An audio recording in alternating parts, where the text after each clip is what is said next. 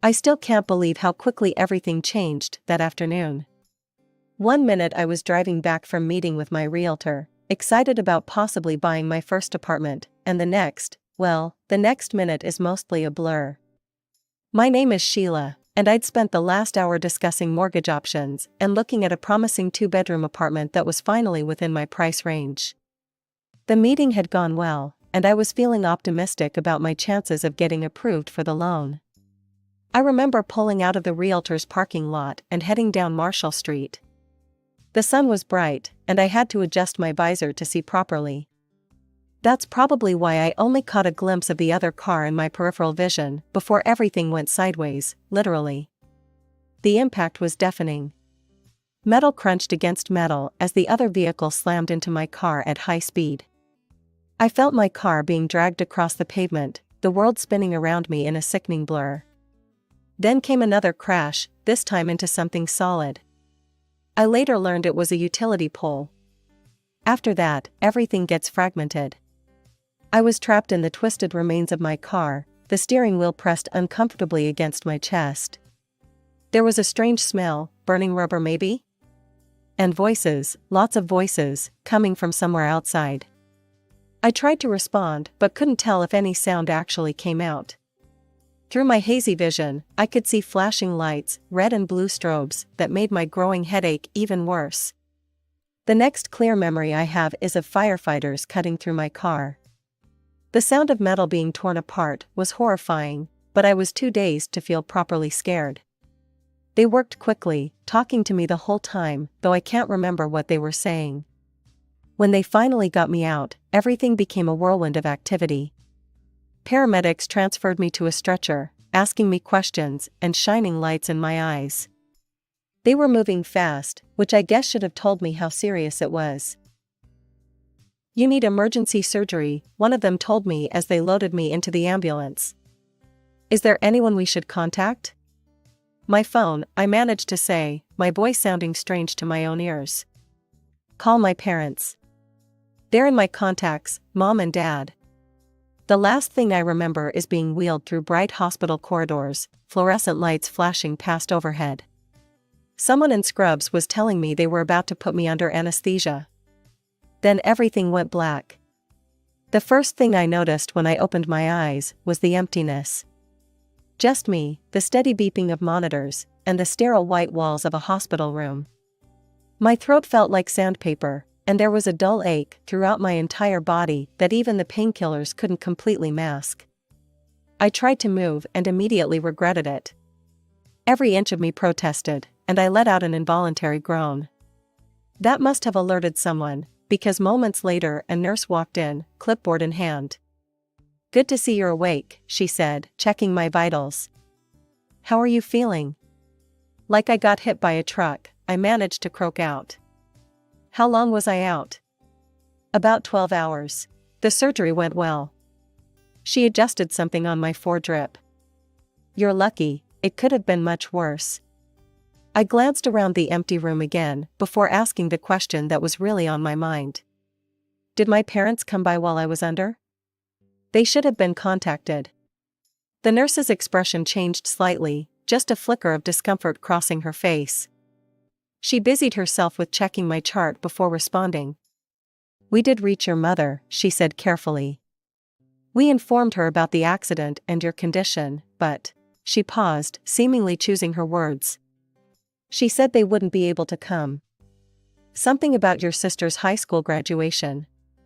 "I'm sorry, should we try calling someone else?" "No," I said, settling back against the pillows. "No, this is exactly what I expected." And it was. Some might find it shocking that parents would choose a high school graduation over visiting their critically injured daughter in the hospital, but I knew better. This was just another chapter in a story that had been playing out my entire life. You see, I was born first, a difficult delivery that nearly killed both me and my mother. The doctors told my parents afterwards that the chances of having another child were practically non-existent. For 7 years, I was an only child, though looking back, I realize I was never quite enough for them. Then came the miracle. Against all odds, my mother got pregnant again. Emma was born healthy and perfect, and from that moment on, everything changed. No, that's not quite right, everything crystallized. The pattern that had always been there just became more obvious. Emma was their miracle baby, their second chance, their perfect daughter. Every wish was granted, every whim indulged. New clothes, the latest toys, the best of everything. Meanwhile, I learned to make do with hand-me-downs and clearance rack specials. The contrast was most obvious on birthdays. I remember my 13th birthday clearly. I got a modest set of colored pencils I'd been asking for. Before I could even properly thank them, they presented Emma with an expensive new dollhouse. So she wouldn't feel left out, they said, as my 6-year-old sister smirked at me over her much larger present. That became the pattern. Every celebration of mine had to include something for Emma, and her gift was always better. If they didn't, she'd throw epic tantrums, crying about how unfair it was that I got presents when she didn't. Rather than teach her about taking joy in others' happiness, my parents solved the problem by making sure she always got the better end of any deal. By the time I reached high school, I'd learned 2 important lessons. I couldn't count on my parents for anything, and the only way out was through my own hard work. My parents made that clear enough without ever actually saying it. The money was being saved for Emma's future. So I threw myself into everything I could. While other kids were hanging out at the mall or going to parties, I was staying late after school, building my resume. I studied like my future depended on it, because it did. Advanced placement classes, honor roll, academic competitions, you name it, I was there. "Sheila, would you be interested in starting a school newspaper?" Mrs. Rodriguez, my English teacher, asked me one day after class. "We need someone organized and dedicated to run it." I didn't just start the newspaper, I turned it into something the school had never seen before. We covered real issues, not just pep rallies and lunch menus. When the principal saw what we were doing, he approached me with another idea, a school TV station. We started broadcasting morning announcements, covering school events, even doing investigative pieces about local issues affecting students. Teachers couldn't stop singing my praises. The principal even wrote me a glowing college recommendation letter, calling me one of the most exceptional students in our school's history. But at home? Nothing changed.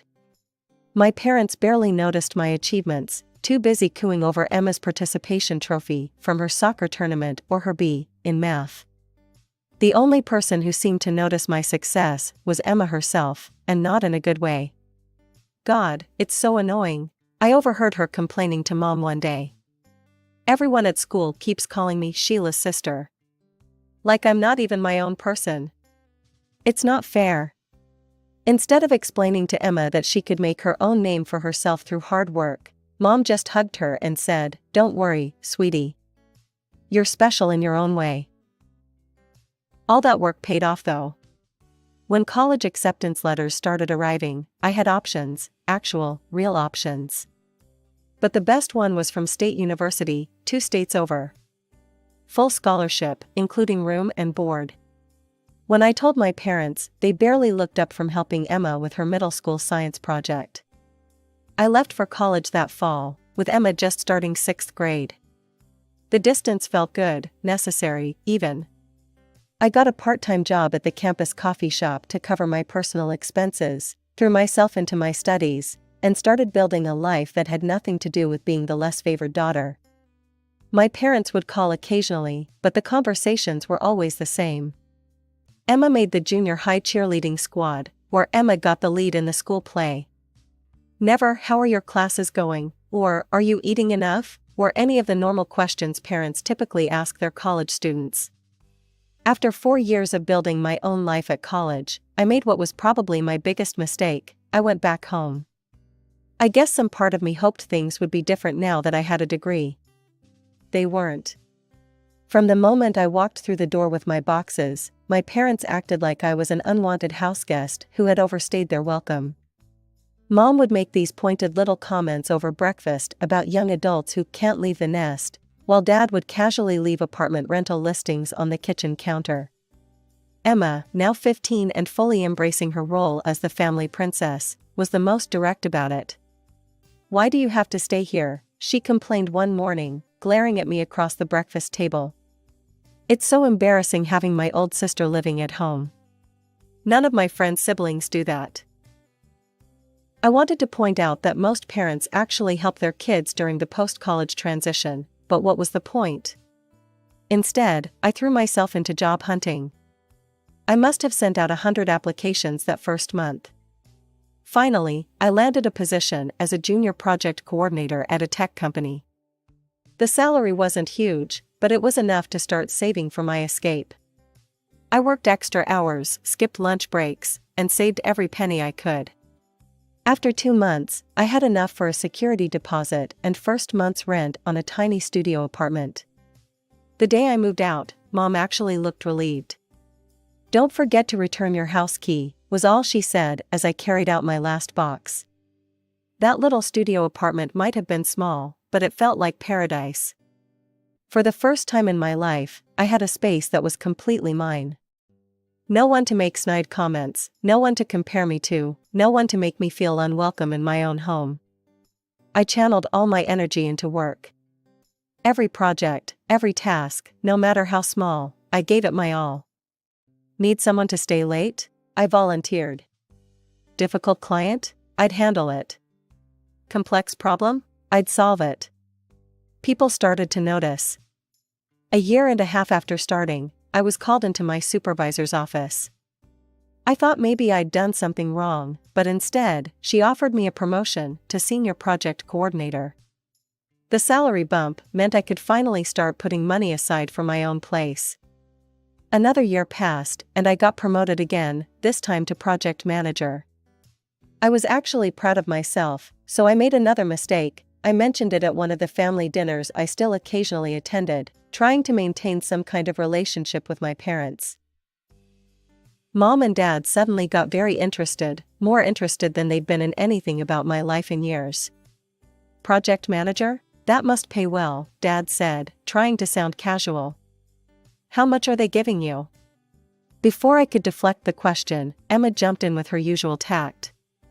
She looked me up and down, and started laughing. "Whatever it is, you should spend some of it on new clothes. You dress like somebody's grandmother." Mom and Dad joined in the laughter, like it was the funniest thing they'd ever heard. I didn't say a word. I just got up, grabbed my purse, and walked out. They could laugh all they wanted, I had an apartment to save for. The next 3 weeks in the hospital felt like an endless blur of pain, medication, and recovery. 2 surgeries, one to repair internal damage, another to fix my broken leg. The doctors said I was lucky to be alive. My hospital room looked like a flower shop. My boss sent a huge arrangement with a note saying my job was secure and to take all the time I needed to recover. My coworkers took turns sending care packages, books, magazines, snacks, anything to help pass the time. Even my old school friends, who I hadn't seen in years, called to check on me. My phone buzzed constantly with messages and calls from relatives and friends. Aunt Sarah called every evening to check my progress. My cousin Mike offered to drive up and help when I got discharged. Even my old college roommate Lisa reached out after seeing a post about my accident on social media.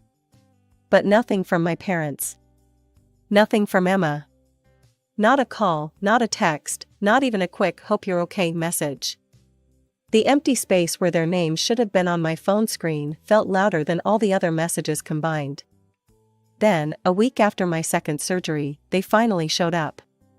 I was dozing in my hospital bed when I heard the door open. For a brief moment, my heart lifted, they'd come after all. Maybe the accident had made them realize. "Sheila." Mom's voice was sharp, cutting through my hopeful thoughts. "Good, you're awake." Dad hung back near the door while Mom marched up to my bedside. "No, how are you feeling?" "No, we were worried." "Not even a "you look better." "We need to discuss something important," Mom continued, her tone businesslike. "Emma got her college acceptance letters. Several good schools want her, but we need money for her tuition. We know you've been saving to buy an apartment." It took me a moment to process what she was saying.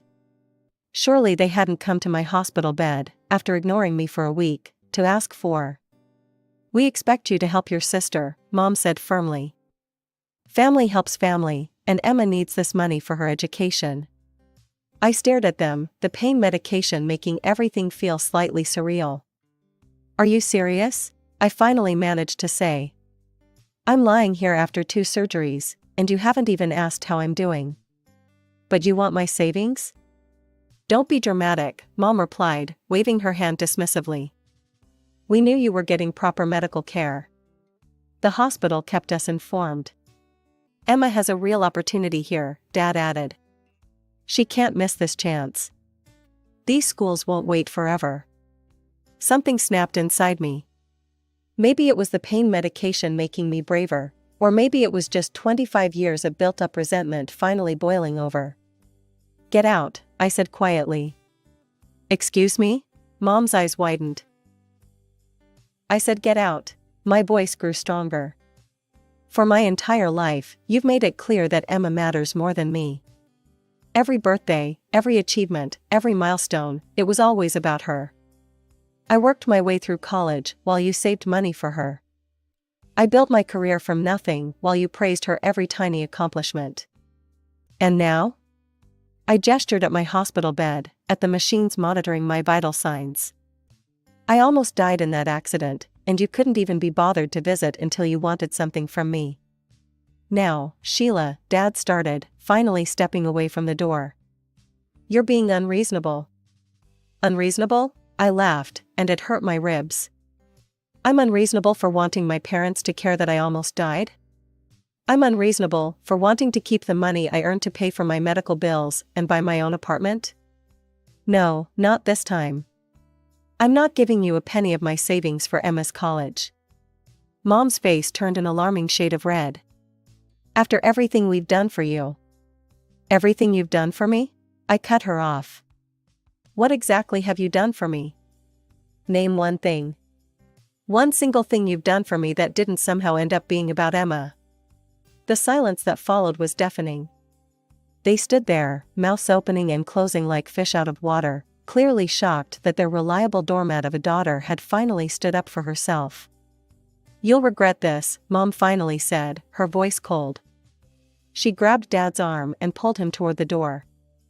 They didn't even say goodbye. Just stormed out, letting the door slam behind them. The noise made my head throb, but I didn't care.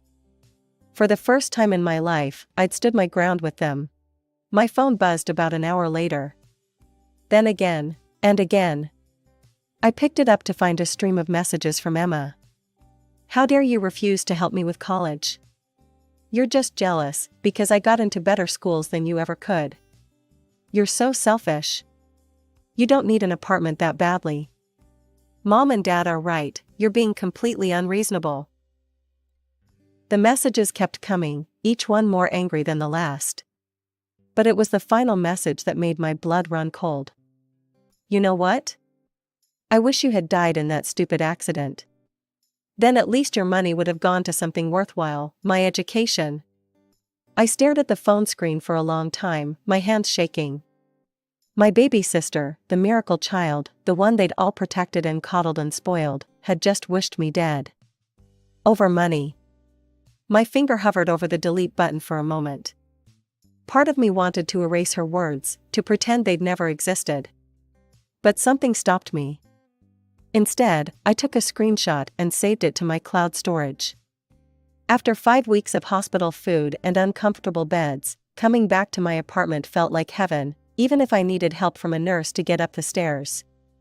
Everything hurt, and the doctors had given me a long list of recovery exercises and physical therapy appointments, but at least I was home. The first thing I did was call my boss, Mark. I'd been worried about work, even though my colleagues had assured me everything was under control. Sheila, Mark's warm voice, came through the speaker. How are you feeling? Are you settling back in okay? I'm home, but everything's still pretty rough, I admitted. The doctors say I need at least another month before I can think about coming back to work. I'm sorry about. Stop right there, he cut me off. Your health comes first. Just focus on getting better. Your job will be waiting for you when you're ready.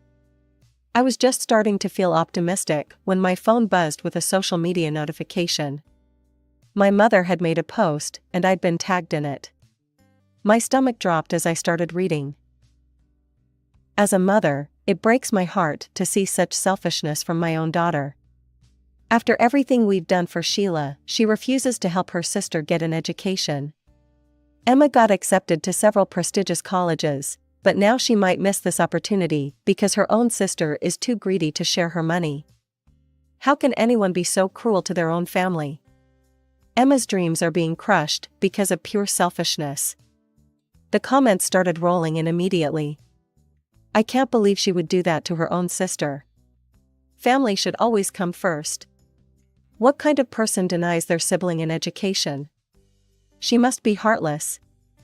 I watched as relatives and family friends, people who'd known me my whole life, piled on, condemning me without knowing the full story. Aunt Linda called me disgraceful. My mother's best friend Susan wrote about how disappointed she was in me. My hands were shaking as I clicked the reply button, but my voice was steady as I typed. Let me add some context to this story. 5 weeks ago, I was in a near-fatal car accident. I had 2 major surgeries. I spent 5 weeks in the hospital. During that time, my parents visited exactly once, not to check on my health, but to demand my savings for Emma's college fund. They didn't ask how I was doing. They didn't care about my recovery. They just wanted my money. For those wondering why I said no, I need that money for my medical bills and recovery.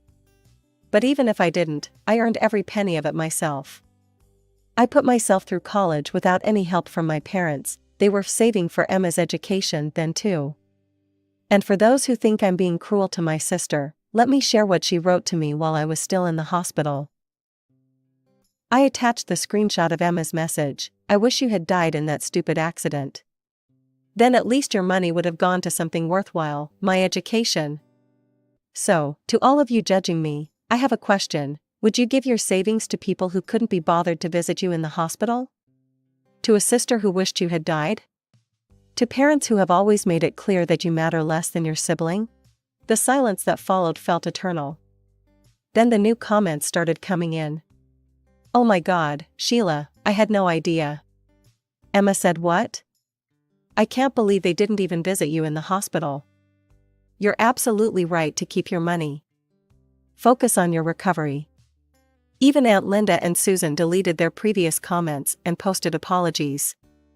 The tide had turned completely, but I felt no satisfaction in it. Just tired. So very, very tired. It's amazing how much can change in 2 months. The physical therapy worked wonders. I'm walking normally now, though my leg still aches a bit when it rains. The scars are healing nicely, and last week I finally returned to work. The car insurance covered the full value of my totaled car, and I used it to buy a newer, safer model. The first time I got behind the wheel after the accident, my hands were shaking, but each drive gets a little easier. The health insurance payout was even better than I expected. I'd taken out a comprehensive policy 2 years ago, thinking it was just the responsible thing to do. Never imagined I'd actually need it, but now I'm thankful for past me's foresight. Between that and the company insurance, all my medical bills are covered, and there's still plenty left over. Yesterday, I signed the preliminary paperwork for my apartment. The down payment is ready to go, and I'm meeting with the bank next week to finalize the mortgage. Aunt Sarah called last week to keep me in the loop, as she put it. My parents had to take out a substantial loan to cover Emma's college tuition. They're not happy about the interest rates, but they didn't have much choice. They'd already promised Emma she could go to her dream school. 10 years ago, even 5 years ago, hearing that would have hurt. I would have felt guilty, would have wondered if I should have helped after all. But now I feel nothing. No guilt, no satisfaction, no anger. Just nothing. I deleted my parents' numbers from my phone. Blocked Emma on all social media. Changed my email address. Some might call it running away, but I see it differently. I'm not running from anything, I'm walking confidently toward the life I've built for myself. The movers are coming next month. I've already started packing up my rental apartment, sorting through what to keep and what to donate. Last night, while going through old boxes, I found a photo from my high school graduation. I'm standing alone in my cap and gown, grinning at the camera. My parents aren't in the picture, they were busy with Emma that day. I put the photo in the keep pile. Not out of nostalgia, but as a reminder. That girl in the graduation gown didn't need her parents' support to succeed, and neither does the woman I've become. Sometimes you have to build your own life, your own support system, your own home. And that's exactly what I've done.